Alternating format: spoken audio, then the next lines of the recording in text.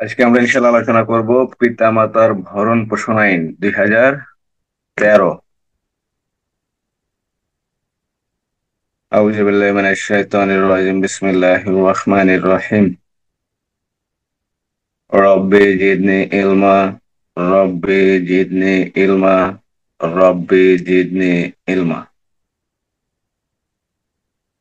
পিতামাতার ভরণ পোষণ আইন 2013 সালের আইন। পিতামাতার ভরণ পোষণ আইন কত সালের আইন? 2013 সালের আইন। ধারা 1। আগেই বলছি, সংক্ষিপ্ত শিরোনাম ও পরিচিতি বা কার্যকারিতার সীমা। এই আইন পিতামাতার ভরণ পোষণ আইন 2013 নামে অভিহিত হবে। ধারা একের এক। ধারা একের এক। ধারা 2 বলা আছে বিভিন্ন বিষয়ের সংজ্ঞা। পিতা, সংজ্ঞা কার কার? ধারা 2 এর ক। পিতা, যিনি সন্তানের জনক তিনিই পিতা। তাহলে পিতা বলতে কি বোঝায়? পিতা বলতে বোঝায় যিনি সন্তানের জনক তিনিই পিতা। 2 এর খ, ভরণ পোষণ। 2 এর খ, ভরণ পোষণ বলতে কি বোঝায়? যে ভরণ পোষণ সংক্রান্ত আইন, পিতামাতার ভরণ পোষণ সংক্রান্ত আইন। এই ভরণ পোষণ বলতে কি বোঝায়? ভরণ পোষণটা কি? পিতামাতাকে খাওয়া দাওয়া, বস্ত্র, চিকিৎসা, বসবাসের সুবিধা এবং সঙ্গ প্রদান করাকে ভরণ পোষণ বলে। তাহলে ভরণ পোষণ, পিতামাতার ভরণ পোষণ বলতে কি বোঝায়? পিতামাতার ভরণ পোষণ বলতে বোঝায় খাওয়া দাওয়া, বস্ত্র, চিকিৎসা, বসবাসের সুবিধা এবং তাদের সাথে সময় কাটাইতে হবে, তাদেরকে সঙ্গ প্রদান করতে হবে। এই সঙ্গ প্রদানটাও ভরণ পোষণের একটা অংশ।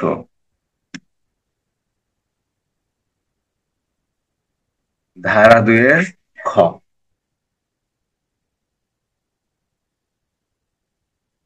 ধারা 2 এর কত তাহলে বলছে পিতা। পিতা বলতে কি বোঝায়? সন্তানের জনক, যিনি সন্তানের জনক তিনি পিতা।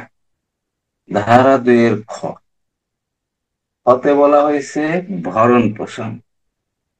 ভরণ পোষণ বলতে কি বোঝায়? ভরণ পোষণ বলতে বোঝায় পিতামাতাকে খাওয়া দাওয়ার ব্যবস্থা করতে হবে, চিকিৎসার ব্যবস্থা করতে হবে, বস্ত্রের ব্যবস্থা করতে হবে, বসবাসের ব্যবস্থা করতে হবে, সেই সাথে তাদেরকে সঙ্গ প্রদান করতে হবে, তাদের সাথে থাকতে হবে, তাদের সঙ্গ প্রদান করতে হবে, তাদেরকে সময় দিতে হবে। এটাই পিতামাতার ভরণ পোষণ।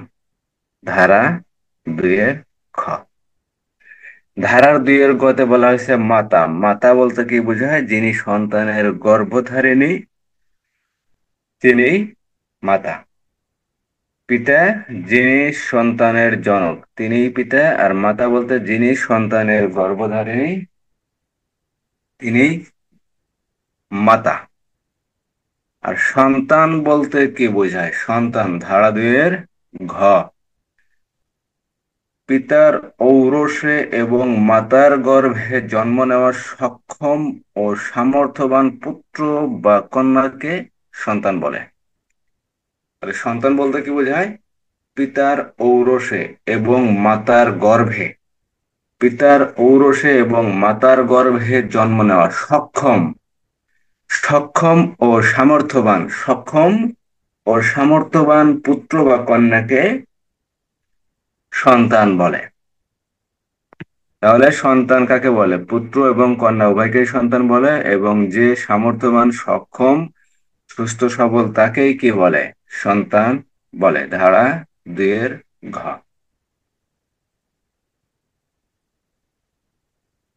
বা ধারা একে বলা হয়েছে সংক্ষিপ্ত পরিচিতি। অত্র আইন পিতামাতার ভরণ পোষণ আইন 2013 নামে অভিহিত হবে। ধারা 2 বিভিন্ন বিষয়ের সংজ্ঞা। পিতা, পিতা বলতে কি বোঝায়? যিনি জনক, যিনি সন্তানের জনক তিনিই পিতা। হতে বলা হয়েছে ভরণ পোষণ। ভরণ পোষণ বলতে কি বোঝায়? ভরণ পোষণ বলতে বোঝায় পিতামাতার চিকিৎসার ব্যবস্থা করা, খাদ্যের ব্যবস্থা করা, বস্ত্র ব্যবস্থা করা, বসবাসের ব্যবস্থা করা এবং সেই সাথে সঙ্গ প্রদান করা বা তাদের সাথে সময় পার করা, সময় কাটানো, তাকেই কি বলে? ভরণ পোষণ বলে। গতে বলা হয়েছে মাতা, মাতা বলতে কি বোঝায়? তিনি সন্তানের গর্ভধারিণী, তিনি মাতা। আর সন্তান বলতে কি বোঝায়? সন্তান বলতে বোঝায় পিতার ঔরসে এবং মাতার গর্ভে জন্ম লাভকারী শিশু, জন্ম লাভকারী শিশু বা জন্ম নেওয়া সক্ষম ও সামর্থ্যবান পুত্র এবং কন্যা উভয়কেই সন্তান বলে। ধারা 2 ঘ। ধারা 3, পিতামাতার ভরণ পোষণ। ধারা 3, ধারা 1 আর 2 বুঝতে সমস্যা আছে কারোর?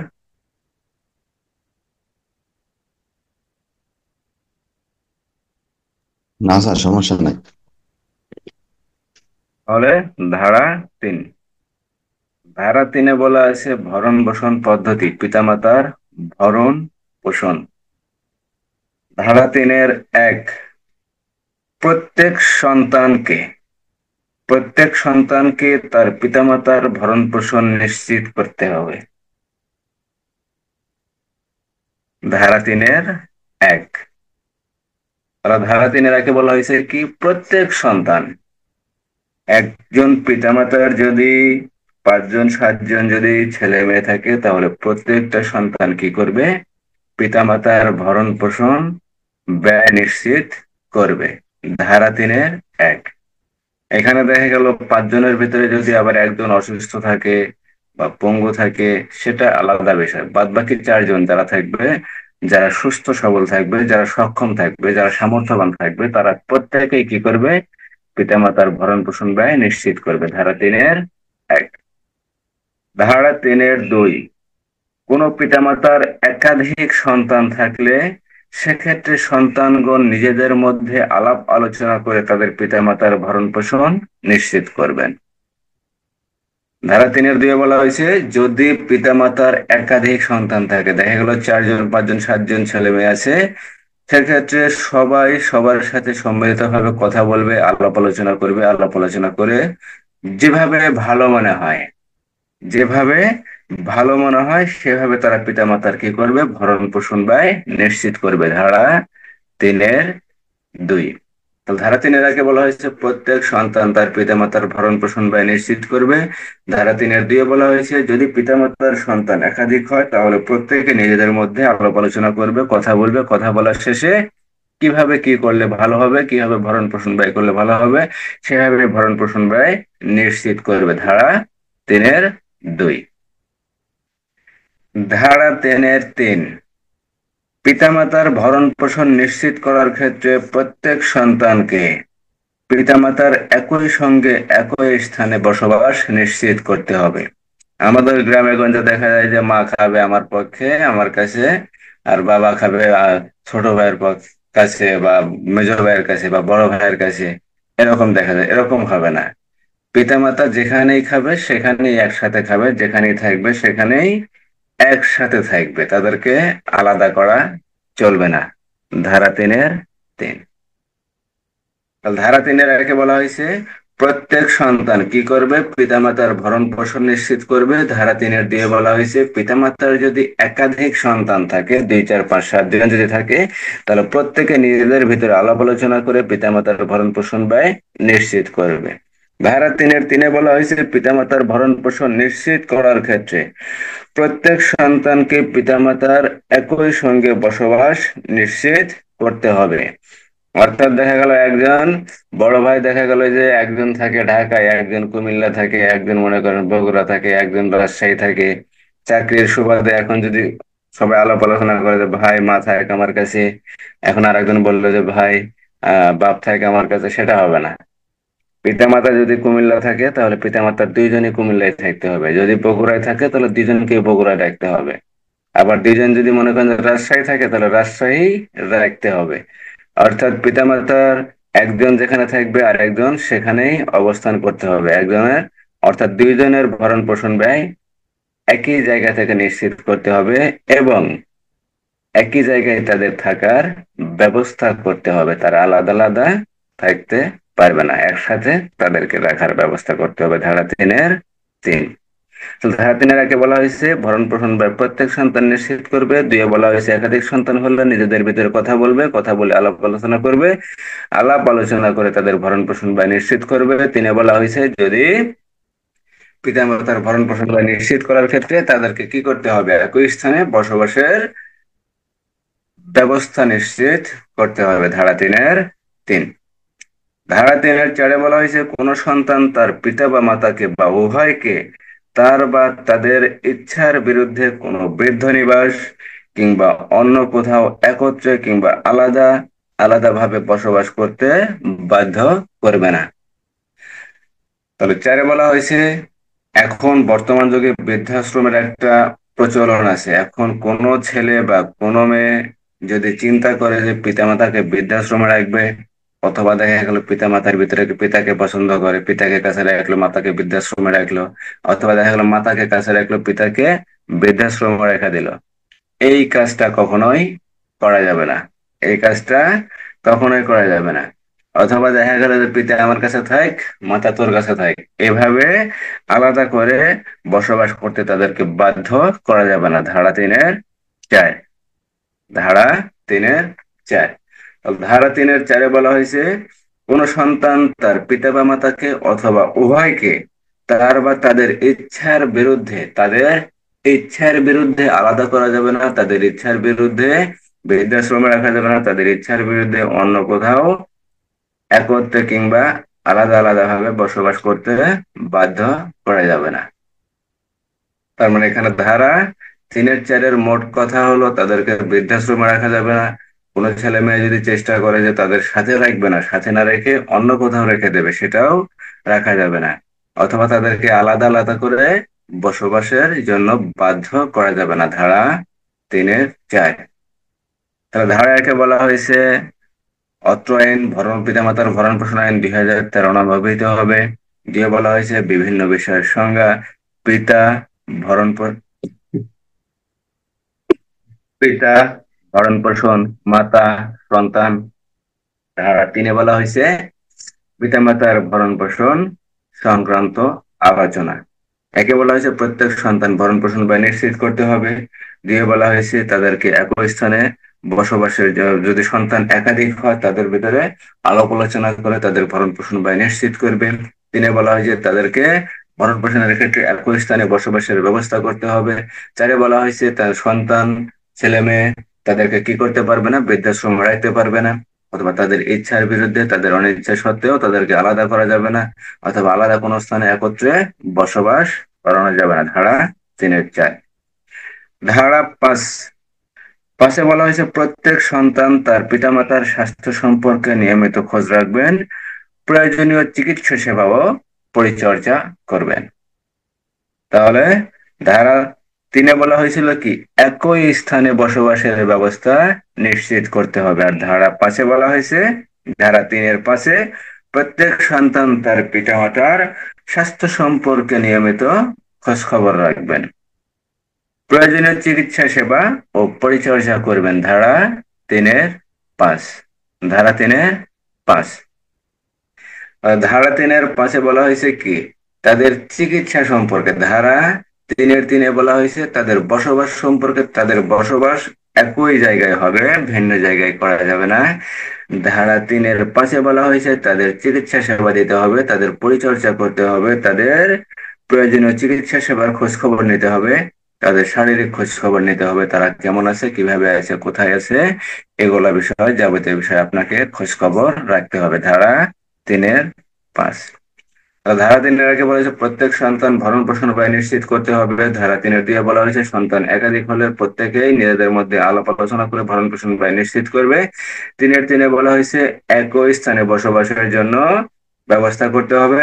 ধারা 3-এর 4-এ বলা হয়েছে সন্তান প্রত্যেক সন্তান বা কোনো সন্তান তার পিতা বা মাতাকে আলাদা কোনো স্থানে বসবাস করতে পারবে না, বসবাস করতে রাখতে পারবে না, অথবা উভয়কে অথবা তাদের ইচ্ছার বিরুদ্ধে কোনো বৃদ্ধাশ্রমে রাখতে পারবে না, বা আলাদা কোনো স্থানে বসবাস করতে বাধ্য করতে পারবে না, অথবা তাদেরকে আলাদা আলাদা করেও বসবাস করতে বাধ্য করবে না। ধারা 3-এর 4।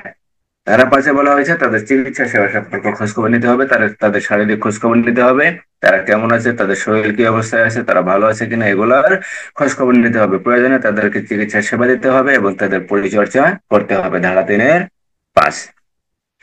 ধারা 3-এর 6, পিতা বা মাতা কিংবা উভয় সন্তান হতে পৃথকভাবে বসবাস করলে সেক্ষেত্রে প্রত্যেক সন্তানকে নিয়মিতভাবে তার বা তাদের সহিত সাক্ষাৎ করতে হবে। অর্থাৎ ধারা 3-এর 6 বলা হয়েছে পিতা বা মাতা অথবা উভয়ই, পিতা বা মাতা অথবা উভয়ই সন্তান হতে যদি পৃথকভাবে বসবাস করে সেক্ষেত্রে প্রত্যেক সন্তানকে নিয়মিতভাবে তার বা তাদের সহিত সাক্ষাৎ করতে হবে। অর্থাৎ দেখা গেল যে পিতা অথবা মাতা যে কোনো একজন মারা গেছে, অথবা পিতা মাতা দুইজনই ভালো আছে, বেঁচে আছে। এখন পিতা মাতা যদি সন্তানের সাথে যদি বসবাস না করে, এখন দেখা গেল ছেলে একজন ছেলে চাকরির সুবাদে ঢাকায়, চট্টগ্রাম, বিভিন্ন জায়গায় মনে করেন যে ঘোরাফেরা করে। এখন পিতামাতা গ্রামে বসবাস করে, পিতামাতা শহরে থাকতে পারে না, শহরে স্বাচ্ছন্দ্য বোধ করে না। সেই ক্ষেত্রে যদি পিতামাতা যদি আলাদা ভাবে বসবাস করে, দেখা গেল ছেলে যদি ঢাকায় থাকে বা চট্টগ্রাম থাকে বা বাইরে যদি থাকে, সেক্ষেত্রে পিতামাতা যদি গ্রামে যদি বসবাস করে তাদেরকে কি করতে হবে? তারা যদি তাদের ইচ্ছায় গ্রামে বসবাস করে সেক্ষেত্রে বসবাস করতে পারবে, কিন্তু ছেলে যে থাকবে, যে সন্তান থাকবে, সে সন্তানের দায়িত্ব হবে পিতামাতার নিয়মিত খোঁজ খবর রাখা এবং তাদের সাথে মাঝে মাঝে সাক্ষাৎ করা। অর্থাৎ বাড়িতে ঘুরতে যেতে হবে, পিতামাতার সাথে তাদের সাথে সাক্ষাৎ করতে হবে, তাদের সাথে কথা বলতে হবে, তাদের সাথে বসে আড্ডা গল্প এরকম এই সকল কার্যক্রম পালন করতে হবে। ধারা 3-এর 6। ধারা 3-এর 6, তো ধারা 3-এর 1-এ বলা হয়েছে প্রত্যেক সন্তান তাদের ভরণ পোষণ নিশ্চিত করবে। 2-এ বলা হয়েছে সন্তান যদি একাধিক হয় সেক্ষেত্রে তাদের ভিতরে আলাপ আলোচনা করে তাদের ভরণ পোষণ নিশ্চিত করবে। 3-এ বলা হয়েছে তাদের বাসস্থান একই সঙ্গে রাখতে হবে, আলাদা করা যাবে না। 4-এ বলা হয়েছে পিতামাতার ভরণ পোষণ ব্যয়ের ক্ষেত্রে সন্তান তাদের ইচ্ছার বিরুদ্ধে তাদের কোনো বিদ্যানিবাসে রাখতে পারবে না, তাদের আলাদা করতে পারবে না, অথবা অন্য কোনো জায়গায় তাদেরকে আলাদাভাবে বসবাস করতে বাধ্য করতে পারবে না। তবে তারা যদি চায় ধারা 3-এর 6 ধারা মোতাবেক অন্য জায়গায় বসবাস করতে পারবে, অন্য জায়গায় বসবাস করতে পারবে, কিন্তু সেক্ষেত্রে তাদের সাথে নিয়মিত ভাবে সাক্ষাৎ করতে হবে এবং তাদের সাথে খোঁজ খবর নিতে হবে। ধারা 3-এর 6। ধারা 3-এর 6। ধারা 3-এর 7, পিতা বা মাতা কিংবা উভয় সন্তানের সহিত বসবাস না করলে, পৃথকভাবে বসবাস করলে সেক্ষেত্রে উক্ত পিতামাতার প্রত্যেক সন্তান তার দৈনন্দিন আয় রোজগার বা মাসিক আয় বা বাৎসরিক আয় হতে যুক্তিসঙ্গত পরিমাণ অর্থ পিতা বা মাতা বা উভয়কে নিয়মিত প্রদান করবেন। ধারা 7, অর্থাৎ কোনো ক্রমে যদি দেখা যায় পিতা বা মাতা যদি আপনার সাথে, যদি কারোর সাথে বা কোনো সন্তানের সাথে বা কোনো ছেলে মেয়ের সাথে যদি বসবাস না করে, সে বসবাস না করে যদি আলাদাভাবে যদি বসবাস করে, তাহলে আপনার যে মাসিক আয় আছে, বাৎসরিক আয় আছে, সে মাসিক আয় বা বাৎসরিক আয় বা দৈনন্দিন যে আয় আছে, সে আয় হতে একটা নির্দিষ্ট পরিমাণ অর্থ পিতামাতাকে আপনার প্রদান করতে হবে। সেটা মাসিক হতে পারে, দৈনন্দিন হতে পারে, অথবা দৈনন্দিন মাসিক যদি সম্ভব না হয় সেটা বাৎসরিক ভাবে তাদেরকে প্রদান করতে হবে। ধারা 3-এর 7। ধারা 3-এর 7, তো ধারা 3-এর 1, প্রত্যেক সন্তান তাদের ব্যয়ভার বহন করে, ভরণ পোষণ ব্যয় বহন করবে। 2-এ বলা হয়েছে সন্তান যদি একাধিক হয় তারা আলোচনা করে ভরণ পোষণ ব্যয় নিশ্চিত করবে। 3-এ বলা হয়েছে বাসস্থান নিশ্চিত করতে হবে একত্রে, তাদের একত্রে বাসস্থান নিশ্চিত করতে হবে। 4-এ বলা হয়েছে তাদের ইচ্ছার বিরুদ্ধে বৃদ্ধানিবাস অথবা বৃদ্ধাশ্রম অথবা আলাদা আলাদা করে রাখা যাবে না, অথবা আলাদা কোনো স্থানে একত্রে বসবাস করতে তাদেরকে বাধ্য করা যাবে না। 5-এ বলা হয়েছে তাদেরকে চিকিৎসা সেবা দিতে হবে, তাদের শারীরিক খোঁজ খবর নিতে হবে।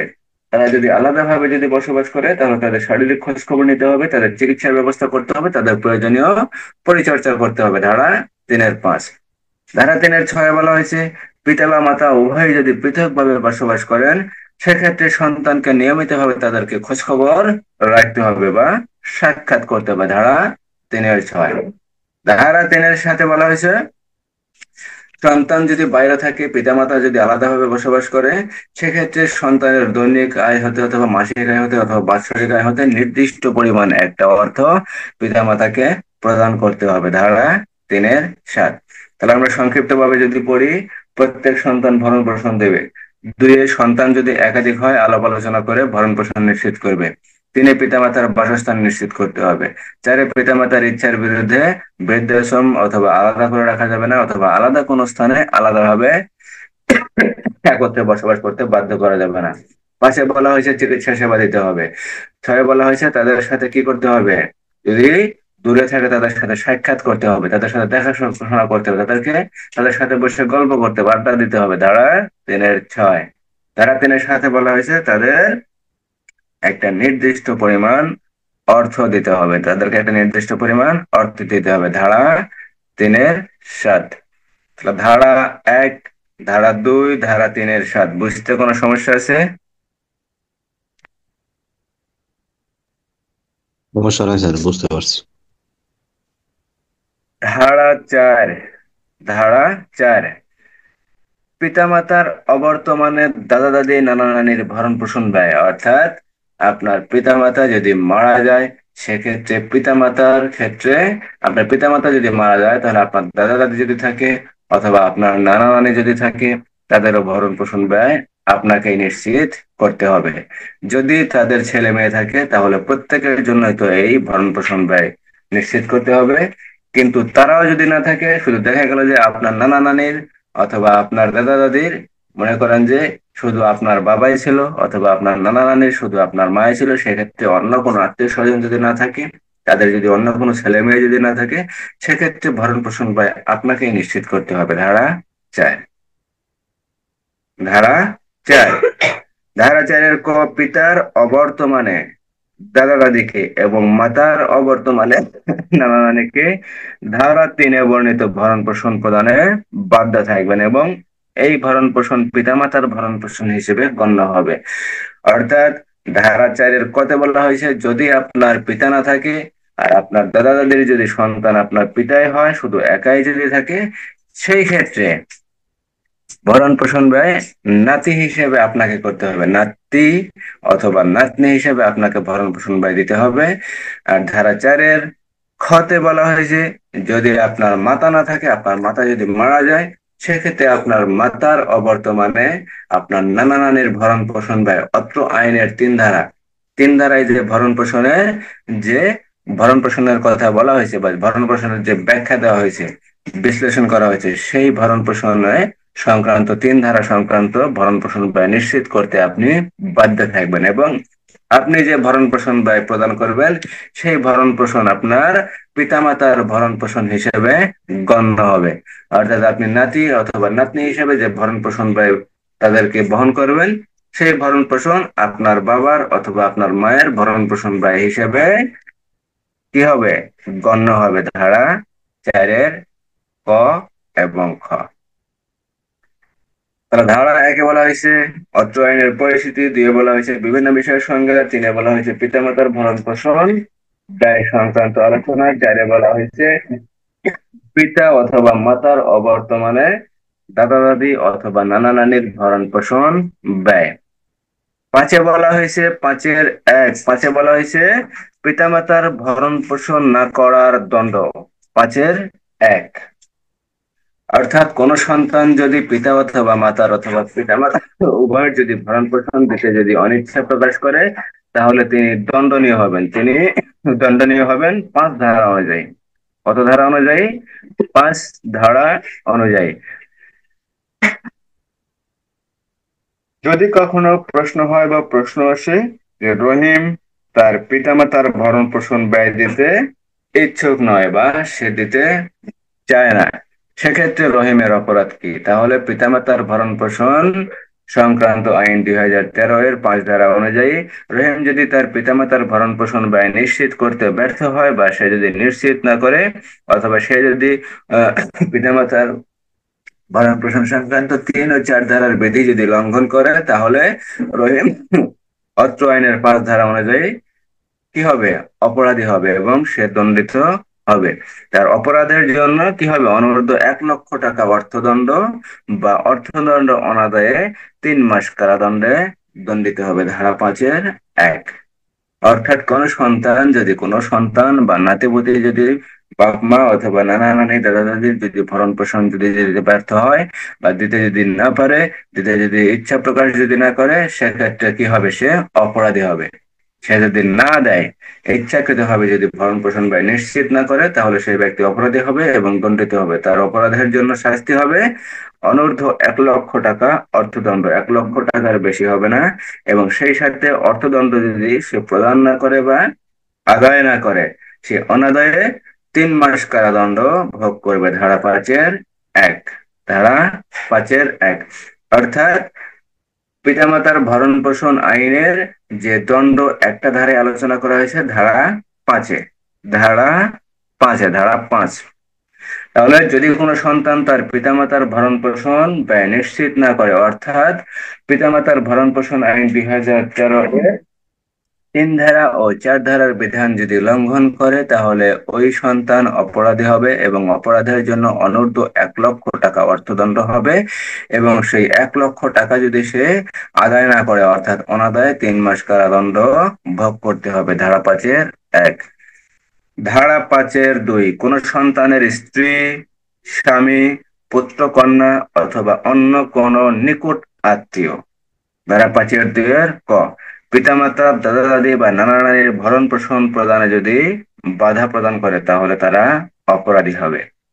ধারা 5-2 পিতামাতা, দাদা দাদি বা নানা নানির ভরণ পোষণে অসহযোগিতা করলে সেক্ষেত্রে উক্ত অপরাধ সংগঠনে সহায়তা করেছেন বলে গণ্য হবে। এবং উপধারা 1-এ যে 1 লক্ষ টাকা, অনূর্ধ্ব 1 লক্ষ টাকা অর্থদণ্ড, অনাদায়ে 3 মাস কারাদণ্ড দণ্ডিত হবে। ধারা 5-2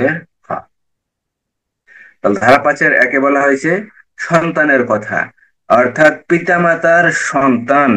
পিতামাতার সন্তান যদি ভরণ পোষণ না করে, সেক্ষেত্রে সন্তানের অপরাধ। ধারা 5-1 ধারা 5-2 বলা হয়েছে যদি কোনো সন্তানের স্ত্রী অথবা স্বামী, দেখা গেল পিতামাতার সন্তান, ছেলে সন্তান রহিম, রহিমের স্ত্রী, রহিমের ছেলে মেয়ে, রহিমের অন্য কোনো নিকটাত্মীয় অন্য কোনো নিকটাত্মীয় যদি ভরণ পোষণে যদি বাধা প্রদান করে, তাহলে তারা অপরাধী হবে।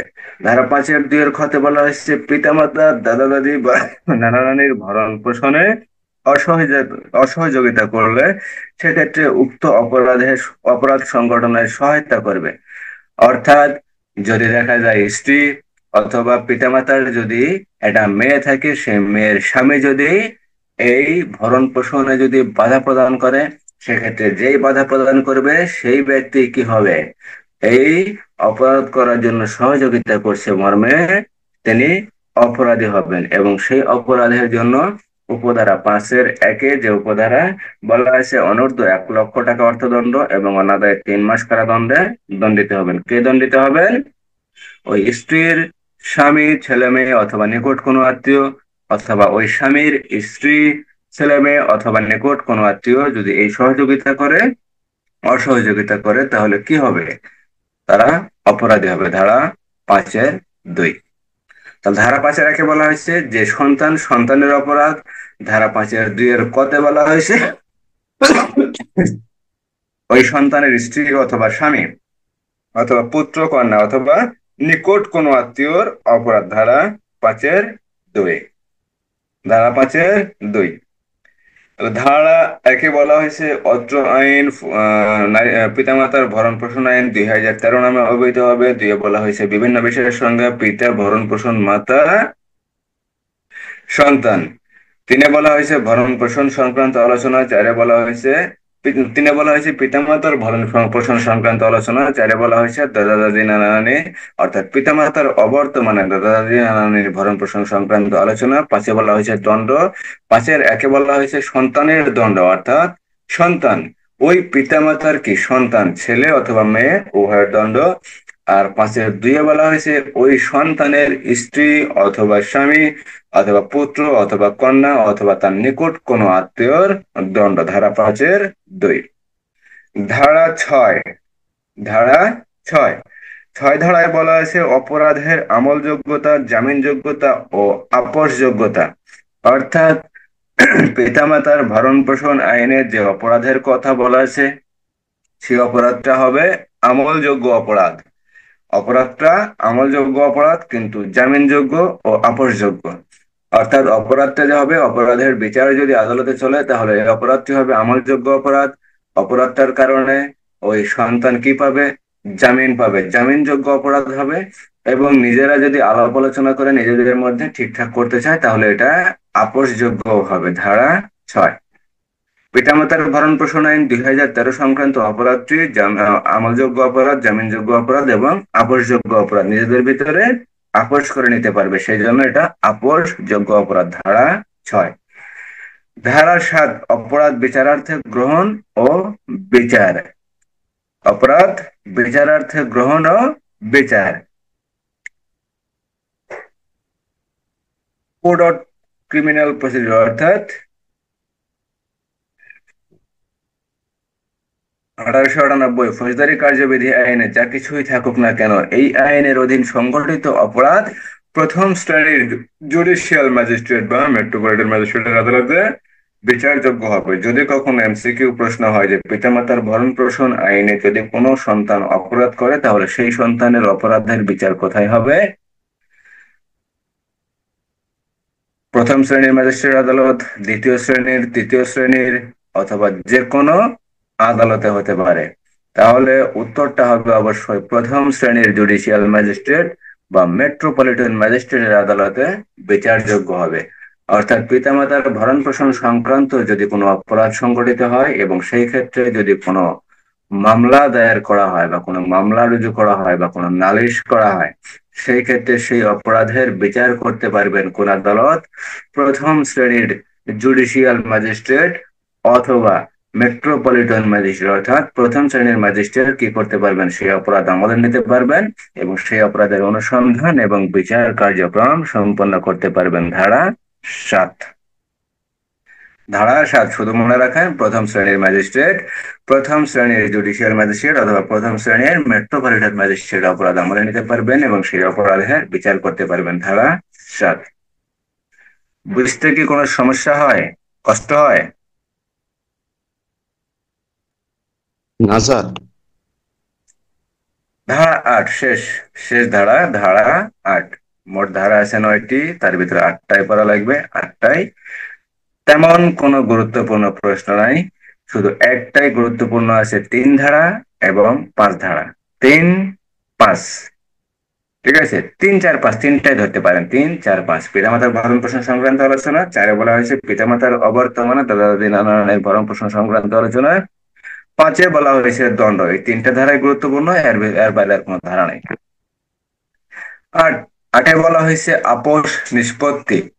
যদি আপোষ নিষ্পত্তি করা হয় সেটা কিভাবে করতে হবে বা কে করতে পারবেন বা কারা বা কার মাধ্যমে আপোষ নিষ্পত্তি করা যাবে। ধারা 8-এর 1, আদালত এই আইনের অধীনে প্রাপ্ত অভিযোগ আপোষ নিষ্পত্তির জন্য সংশ্লিষ্ট ইউনিয়ন পরিষদের চেয়ারম্যান, মেম্বার, সিটি কর্পোরেশন বা পৌরসভার মেয়র, কাউন্সিলর বা অন্য কোনো যে কোনো উপযুক্ত ব্যক্তির নিকট প্রেরণ করতে পারেন। ধারা 8-এর 1।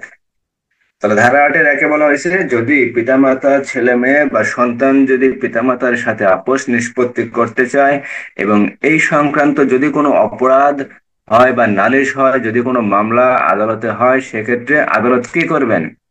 সেক্ষেত্রে আদালত ওই অভিযোগটি আপোষ নিষ্পত্তি করার জন্য সংশ্লিষ্ট অর্থাৎ পিতামাতা ছেলে মেয়ে যে এলাকায় বসবাস করে সেই এলাকার যদি ইউনিয়ন চেয়ারম্যান থাকে অথবা মেম্বার থাকে তাদের মাধ্যমে, অথবা সিটি কর্পোরেশন এলাকা যদি হয় বা পৌর এলাকা যদি হয় তাহলে পৌর মেয়র বা পৌরসভার মেয়র বা কাউন্সিলর বা অন্য কোনো উপযুক্ত ব্যক্তির নিকট ওই অভিযোগটি প্রেরণ করবেন আপোষ নিষ্পত্তির জন্য। ধারা 8-এর 1।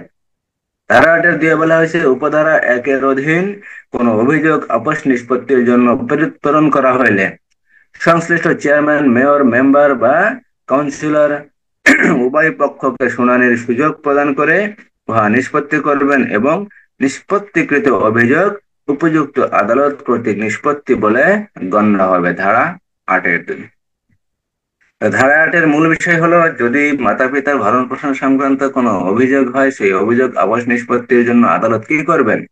সংশ্লিষ্ট এলাকার চেয়ারম্যান, মেম্বার বা সিটি কর্পোরেশন যদি হয় বা পৌর এলাকা যদি হয় তাহলে পৌর এলাকার মেয়র অথবা কাউন্সিলর অথবা পৌর এলাকায় আর যারা যারা থাকবেন, অথবা আদালত যাকে উপযুক্ত মনে করবেন, এরূপ কোনো ব্যক্তিকে সেই আপোষ নিষ্পত্তি করার জন্য দায়িত্ব প্রদান করবেন। ধারা 8-1। ধারা 8-2 বলা হয়েছে, এই দায়িত্ব যখন তাদের উপর প্রদান করা হবে, সে মেম্বার হোক, চেয়ারম্যান হোক, কাউন্সিলর হোক, সিটি কর্পোরেশন এলাকার কোনো পৌর কাউন্সিলর হোক বা পৌর এলাকার কোনো মেয়র হোক, অথবা উপযুক্ত কোনো ব্যক্তি হোক, তারা কি করবেন? দুই পক্ষকে একসাথে নিয়ে বসবেন। আমাদের গ্রাম্য এলাকায় কি হয়, যখন কোনো অভিযোগ হয়, দুই পক্ষ একসাথে 2, 4, 5 জন, 8 জন, 10 জন, 15 জন, 20 জন ব্যক্তি নিয়ে বসা হয়। বসার পরে কি হয়? এই তোমার কি কথা আছে তুমি বলো, এই তোমার কি কথা আছে তুমি বলো, অর্থাৎ দুই পক্ষের কথাই শোনা হয়। কার কি অভিযোগ, কার কি কথা আছে, কার কি আলাপ আলোচনা আছে, কার কি বলার আছে, দুইটা পক্ষ থেকেই কথা শোনা হয়। কথা শোনার পরে সেই বিষয়ে কি করা হয়? গণ্যমান্য 2, 4, 5 জন ব্যক্তির উপস্থিতিতে সেই বিষয়টি আপোষ নিষ্পত্তি করা হয়। কি করা হয়? হয়তো দুই পক্ষের ভিতরে ক্ষমা চাওয়া হয়, বা কোনো পক্ষ যদি অপরাধ বেশি করে তাহলে সেই অপরাধের ক্ষতিপূরণ হিসেবে দেখা যায় টাকা জরিমানা করা হয়, বা অন্য কোনো উপায়ে যদি আপোষ নিষ্পত্তি করা যায়, সেভাবেই অপরাধটি কি করা হয়? আপোষ নিষ্পত্তি করা হয়। আর এইখানে যে সকল ব্যক্তিগণ এই আপোষ নিষ্পত্তি করবেন, এই আপোষ নিষ্পত্তি আদালত কর্তৃক আপোষ নিষ্পত্তি করা হয়েছে বলে গণ্য হবে। ধারা 8-2। তা ধারা 8-1 বলা হয়েছে কিছু কিছু ব্যক্তির উপর এই দায়িত্ব দেওয়া যেতে পারে, মানে আপোষ নিষ্পত্তি করার জন্য। আর ধারা 2 বলা হয়েছে মূল কথা যে হলো, সেটা হলো উভয় পক্ষের ভিতরে শুনানি করতে হবে, এবং শুনানির পর আপোষ নিষ্পত্তি করতে হবে, এবং এই আপোষ নিষ্পত্তি আদালত কর্তৃক করা হয়েছে বলে গণ্য হবে। যদিও মেম্বার, চেয়ারম্যান, অথবা এলাকার পৌর এলাকার মেয়র বা কাউন্সিলর বা সিটি কর্পোরেশন এলাকার মেয়র যদি করে, এই কাজটা আদালত কর্তৃক করা হয়েছে বলে গণ্য হবে। ধারা 8-2। বোঝা গেল? না বুঝতে কোনো সমস্যা আছে?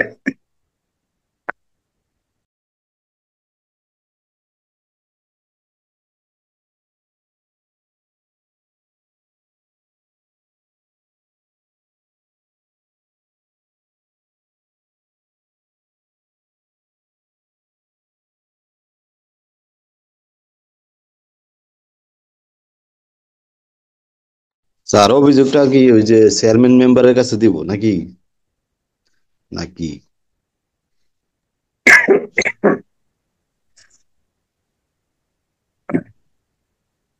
আদালতে যখন কোনো অভিযোগ হবে বা নালিশ হবে, নালিশ হওয়ার পর যেহেতু এই অপরাধটি আপোষযোগ্য, আপোষ করা যাবে, কারণ পিতা মাতার আর সন্তানের যে অভিযোগগুলো আছে এগুলা কি, ওই খাওয়া দাওয়ার একটু 19-20 নিয়ে, বসবাসের একটু 19-20, সাধারণত খাওয়া দাওয়াটাই নিয়ে একটু সমস্যা। এই সংক্রান্ত যদি কোনো অভিযোগ আদালতে হয় বা নালিশ যদি হয়, সেক্ষেত্রে আদালত কি করতে পারেন, যে এটা অপরাধটা যেহেতু আপোষযোগ্য, আপোষ করা যাবে, দুইজনের মাঝে কথা বলে কি করা যাবে, এটা আপোষ করা যাবে, এটা তেমন কোনো বিষয় না। আদালত যদি মনে করে, তাহলে আদালত কি করবেন, সংশ্লিষ্ট এলাকার মেম্বার, চেয়ারম্যান, অথবা পৌর কাউন্সিলর এলাকা যদি হয়, সিটি কর্পোরেশন এলাকা যদি হয়, তাহলে পৌর এলাকার মেয়র, কাউন্সিলর যারা থাকবে, অথবা এলাকার গণ্যমান্য ব্যক্তি যারা থাকবেন, তারা কি করবেন, তাদেরকে ডাকবেন, তাদেরকে ডাকে বলবেন যে আপনারা এই যে পিতামাতার এবং সন্তানের যে ঝামেলাটা হয়েছে, এই ঝামেলাটা আপনারা কি করেন, আপোষ নিষ্পত্তি করেন। অথবা লিখিত ভাবে যদি ম্যাজিস্ট্রেট বলেন, সেটাও ম্যাজিস্ট্রেট বলতে পারেন। আপোষ নিষ্পত্তি করার জন্য তাদেরকে কি করতে পারেন, তাদেরকে বলতে পারেন যে এটা আপনারা আপোষ নিষ্পত্তি করে দেন। এটা ধারা 8-1। যখন এই দায়িত্বটা তাদের উপর দেওয়া হবে, অর্পণ করা হবে, তারা কি করবে? এখন ম্যাজিস্ট্রেট তাদেরকে দায়িত্ব দিল, দায়িত্ব দেওয়ার পর এখন তারা দায়িত্ব পাইলো, দায়িত্ব পাওয়ার পর তাদের করণীয় কি, তারা দুই পক্ষকে ডাকবেন, অর্থাৎ পিতামাতাকেও ডাকবেন এবং সন্তান যারা থাকবে তাদেরকেও ডাকবেন। ডাকার পর দুই পক্ষের কথা শুনবেন, কার কি অভিযোগ আছে, কার বিরুদ্ধে কার কি কথা আছে, এই দুইটা বিষয়ে কি করবেন, শুনবেন। শোনার পর কি করবেন,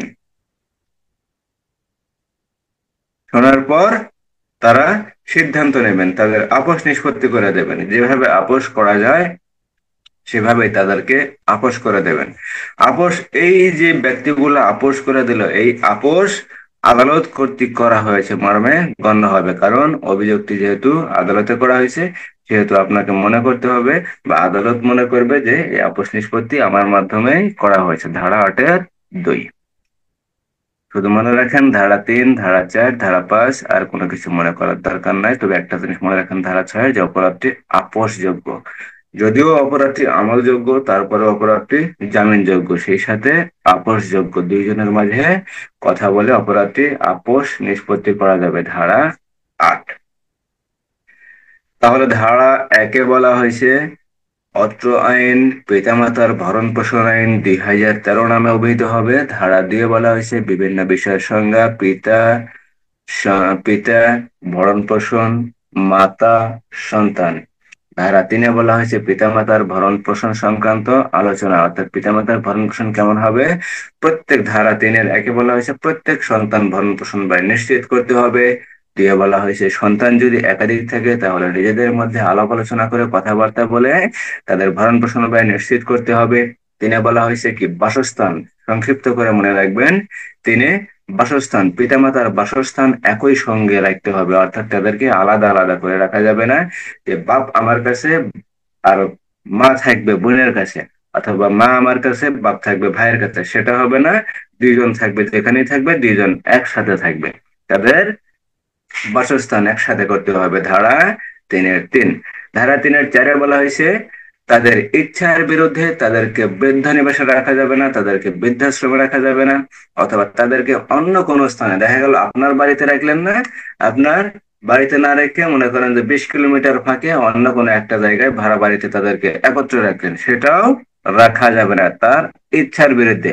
অবশ্য তারা যদি ইচ্ছা পোষণ করে যে না তোমার যেহেতু কষ্ট হয় আমি তোমাদের সাথে থাকবো না, আমি বাড়ি গেলাম, সেটা আলাদা বিষয়, সেটা তারা থাকতে পারে। কিন্তু যদি আবার তারা বাড়িতে যায় তাদের ভরণ পোষণ ব্যয় দিতে হবে।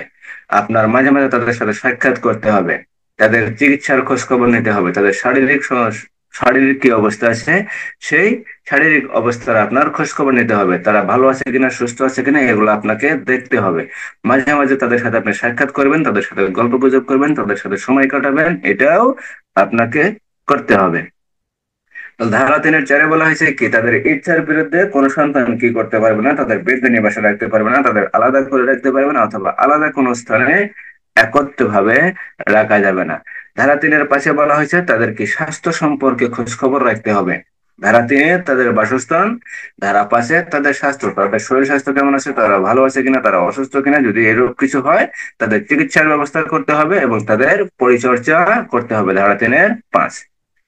ধারা 3-এর 6-এ বলা হয়েছে পিতামাতা যদি আপনার থেকে আলাদাভাবে বসবাস করে, ওই যে বললাম ধারা 3-এ, ধারা 4-এ তারা যদি আলাদাভাবে বসবাস করতে চায় যে না একসাথে কষ্ট হয়ে যায়, একসাথে থাকা যায় না, তাহলে আলাদাভাবে যদি বসবাস করতে চায়, আলাদাভাবে বসবাস করা বলতে আপনি যদি শহরে চাকরি করেন আপনি শহরে থাকলেন, পিতামাতা যদি গ্রামের বাড়ি থাকে, সেই ক্ষেত্রে তাদের কি করতে হবে, তাদের সাথে সাক্ষাৎ করতে হবে, তাদের সাথে আপনাকে সাক্ষাৎ করতে হবে, তাদের সাথে নিয়মিত সাক্ষাৎ করতে হবে, তাদের সাথে গল্প গুজব করতে হবে, তাদের সাথে আপনাকে সময় কাটাইতে হবে। এই সময় কাটানো আপনার ভরণ পোষণের একটা অংশ হিসেবে গণ্য হবে, ধারা 3-এর 6।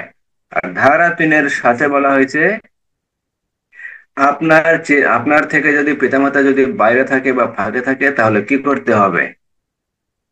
তা- তাহলে প্রত্যেক সন্তান, পিতামাতার যদি একাধিক সন্তান থাকে তাহলে প্রত্যেক সন্তান তাদের দৈনিক আয় রোজগার বা মাসিক আয় রোজগার অথবা বাৎসরিক আয় রোজগার হতে পিতামাতাকে একটা নির্দিষ্ট পরিমাণ যুক্তিসঙ্গত অর্থ তাদেরকে প্রদান করতে হবে, ধারা 3-এর 7। ধারা 4-এ বলা হয়েছে পিতামাতার অবর্তমানে দাদা দাদি নানা নানি ভরণ পোষণ ব্যয় করতে হবে। কিভাবে করতে হবে, এই 3 ধারার যে ভরণ পোষণ ব্যয় এই জিনিসটা আপনাকে ফলো করতে হবে, ধারা 3। ধারা 5-এ বলা হয়েছে পিতামাতার ভরণ পোষণ না করার দণ্ড। এই একটা সংক্রান্তই প্রশ্ন আসতে পারে, যদি কখনো প্রশ্ন হয় তাহলে এই প্রশ্নটাই সম্ভবত আসার আছে যে যদি কোনো সন্তান পিতামাতার ভরণ পোষণ এই যদি নিশ্চিত না করে তাহলে তার অপরাধ কি, তাহলে তার অপরাধ কি, আইনের ধারার আলোকে আলোচনা করুন। তাহলে পিতামাতার ভরণ পোষণ সংক্রান্ত আইন 2013-এর 5 ধারা অনুযায়ী যদি কোনো সন্তান পিতামাতার ভরণ পোষণ ব্যয় নিশ্চিত না করেন তাহলে তিনি 5-এর 1 ধারা অনুযায়ী অপরাধী হবেন এবং তার শাস্তি হবে অনূর্ধ্ব 1 লক্ষ টাকা অর্থদণ্ড এবং অনাদায়ে 3 মাস কারাদণ্ড। ধারা 5-1। এখন দেখা গেল যে ধারা 5-1-এ ঠিক আছে, ছেলে মেয়ে ভরণ পোষণ ব্যয় করলো না, সেক্ষেত্রে তাদের অপরাধ। এখন দেখা গেল যে বউ আছে, ছেলের বউ আছে, অথবা মেয়ে যদি থাকে মেয়ের জামাই আছে, অথবা নাতিপুতি আছে। নাতিপুতি বলতে অর্থাৎ ওই সন্তানের পুত্র অথবা কন্যা অথবা তার নিকট কোনো আত্মীয়। নিকট কোনো আত্মীয় বলতে কি বোঝায়? নিকট কোনো আত্মীয় বলতে শ্বশুর শাশুড়ি, বা এই শ্বশুর শাশুড়ির সাথে যারা থাকে তাদের ছেলে মেয়ে, অথবা তাদের সংক্রান্ত যে অপরাধ। দেখা গেল ছেলে মেয়ে দিতে চায় কিন্তু তাদের কারণে দিতে পারে না, সেক্ষেত্রে তাদেরও অপরাধ হবে। তাদের অপরাধটা কত ধারায়? ধারা 5-2। তাদের অপরাধ কি? তারা যদি এই অপরাধ করে তাদেরও একই শাস্তি হবে ধারা 5-1। ধারা 5-1 যে বলা হয়েছে, অনূর্ধ্ব 1 লক্ষ টাকা অর্থদণ্ড এবং অনাদায়ে 3 মাস কারাদণ্ড। এখানে কার কারাদণ্ড হবে? ওই ছেলের বউয়ের হবে, অথবা ওই মেয়ে যদি হয় মেয়ের জামাইয়ের হবে। আর ওই মেয়ের অথবা ছেলের কি হবে? ছেলে মেয়ের হবে, অথবা তার নিকটাত্মীয় বলতে শ্বশুর শাশুড়ি এই সংক্রান্ত যারা থাকবে তাদের অপরাধটা হবে ধারা 5-2। ধারা 6, অপরাধটি আমলযোগ্য হবে। অপরাধটি আমলযোগ্য হবে, অপরাধটি জামিনযোগ্য হবে এবং অপরাধটি আপসযোগ্য হবে। অর্থাৎ অপরাধ সংক্রান্ত যদি কোনো অভিযোগ হয়, অভিযোগটি কি হবে? আমলযোগ্য হবে, কিন্তু জামিনযোগ্য হবে। সেই সাথে অপরাধটি যদি আদালত চায় বা ওই ব্যক্তিগুলো যদি চায়, পিতামাতা যদি চায়, সন্তান ছেলে মেয়ে যদি চায়, অপরাধটি তারা নিজেদের মধ্যে মীমাংসা করে নিতে পারবে, আপোষ যোগ্য হবে। ধারা 7, অপরাধ বিচারার্থে গ্রহণ। কি অপরাধ বিচারার্থে গ্রহণ করতে পারবে? প্রথম শ্রেণীর জুডিশিয়াল ম্যাজিস্ট্রেট অপরাধটি বিচারার্থে গ্রহণ করতে পারবেন। আর বলা হয়েছে আপোষ নিষ্পত্তি করার বিধান কি? আপোষ নিষ্পত্তি যদি ওই ব্যক্তিগুলো যদি আপোষ নিষ্পত্তি করতে চায়, বা আদালত যদি বলে যে তোমরা একটু আপোষ নিষ্পত্তির ব্যবস্থা করে দাও, সেক্ষেত্রে আপোষ নিষ্পত্তির ব্যবস্থা করতে পারবেন। কিন্তু আদালত কাদের মাধ্যমে আপোষ নিষ্পত্তি করবেন? ওই সংশ্লিষ্ট এলাকার মেম্বার, চেয়ারম্যান, সিটি কর্পোরেশন এলাকার বা পৌর এলাকার মেয়র বা কাউন্সিলর, অথবা গণ্যমান্য কোনো যদি ব্যক্তি থাকে, তারা কি করতে পারবেন? তারা ওই পিতামাতার সাথে কথা বলে তাদের কি আপোষ নিষ্পত্তির দায়িত্ব দিতে পারবেন। কে দিতে পারবেন? আদালত দিতে পারবেন। আদালত আপোষ নিষ্পত্তি করার জন্য দায়িত্ব দিতে পারবেন। সেই সাথে ওই 8-2 বলা হয়েছে, যখন তারা দায়িত্ব পাবেন, দায়িত্ব পাওয়ার পর কি করবেন? দায়িত্ব পাওয়ার পর তারা তাদের দুই পক্ষকে ডাকবেন, তাদের সাথে কথা বলবেন, তাদের কথা শুনবেন, শোনার পরে তাদের কি করবেন? আপোষ নিষ্পত্তি করে দেবেন। অর্থাৎ তাদের মধ্যে যে আপোষ আছে, তাদের মধ্যে যে কি কি বিষয় আলোচনা করার আছে, এগুলা বিষয় শোনার পর তাদের কাছে কি করবেন? তাদের যে আপোষ থাকবে সেই আপোষটা নিষ্পত্তি করবেন। নিষ্পত্তি, এই যে নিষ্পত্তি করা হলো, এই নিষ্পত্তিটা আদালত কর্তৃক করা হয়েছে বলে গণ্য হবে। ধারা 8-2। তাহলে ধারা 1 থেকে ধারা 8-2 পর্যন্ত কোনো প্রশ্ন আছে?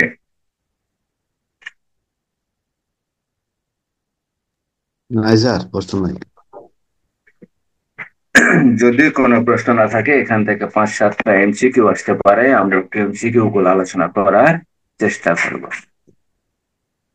1 নম্বর এমসিকিউ, এই আইন পিতামাতার ভরণ পোষণ আইন কত সালে অভিহিত হবে? ধারা কি 2000, 2006, 2009, 2013? 2013। 2 নম্বর এমসিকিউ, কোন পিতামাতার একাধিক সন্তান থাকলে ভরণ পোষণ কোন সন্তানের উপর বর্তাবে? বড় সন্তান, ছোট সন্তান, বড় ছেলে, মেজ ছেলে, অথবা সকল সন্তান?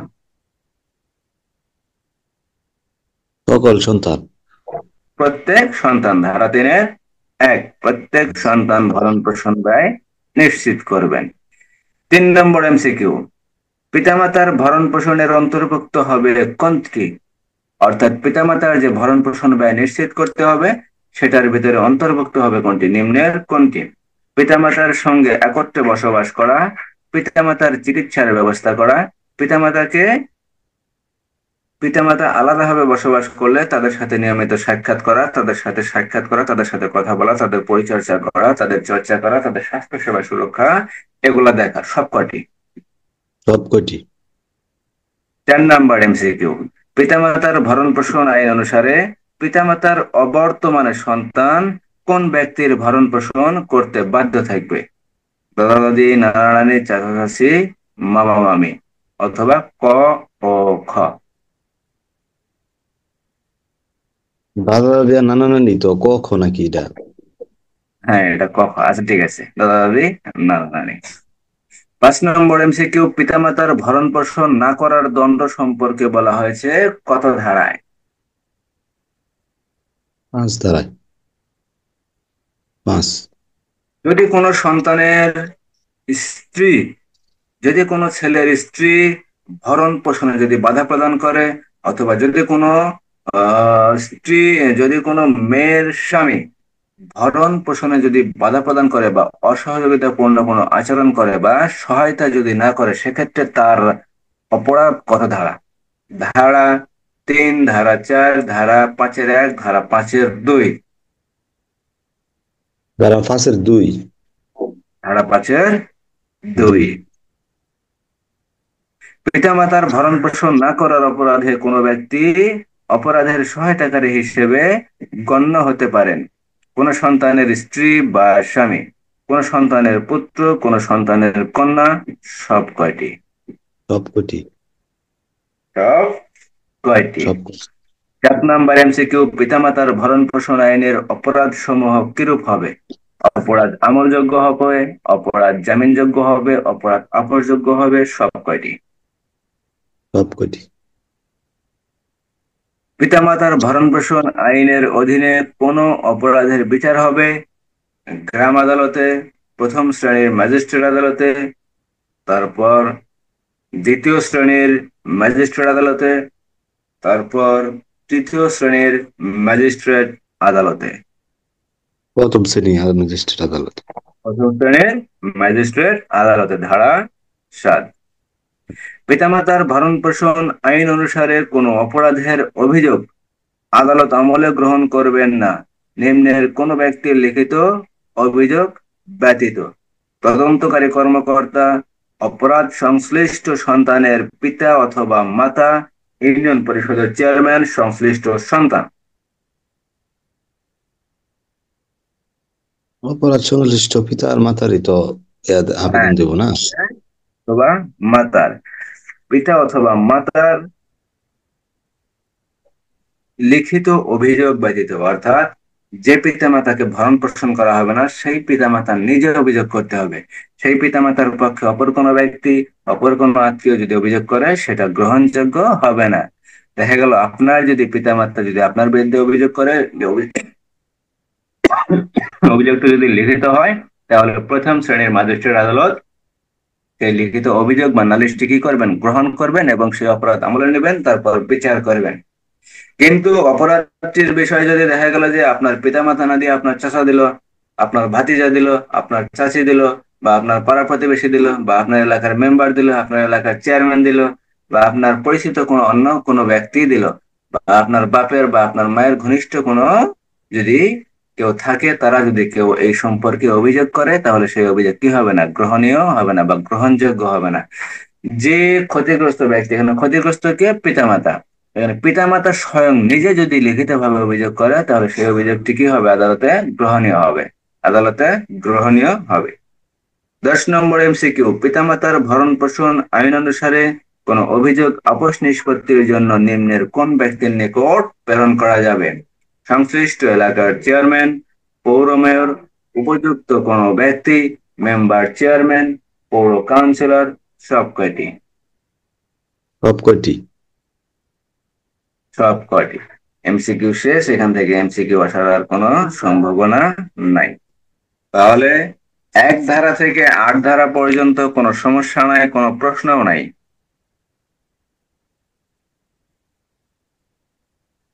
না স্যার। যদি কোনো সমস্যা না থাকে, প্রশ্ন না থাকে, তাহলে ভালো, সবাই একটু পড়ার চেষ্টা করবেন।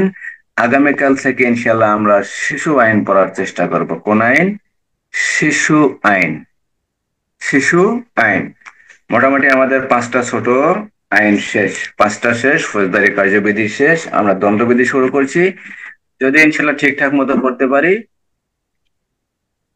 দণ্ডবিধি ইনশাল্লাহ 1 মাসের ভিতরে শেষ করে দেওয়ার চেষ্টা করবো ইনশাআল্লাহ। বাদ বাকি আল্লাহ ভরসা, আপনারা একটু করেন, ঠিকঠাক মতো একটু চেষ্টা করেন।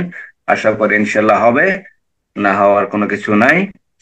আর সবাই একটু নিয়মিত পড়াশোনা করার চেষ্টা করবেন, একটু লেখার চেষ্টা করবেন, তাহলে সবাই ভালো থাকেন। আসসালামু আলাইকুম রহমতুল্লাহ।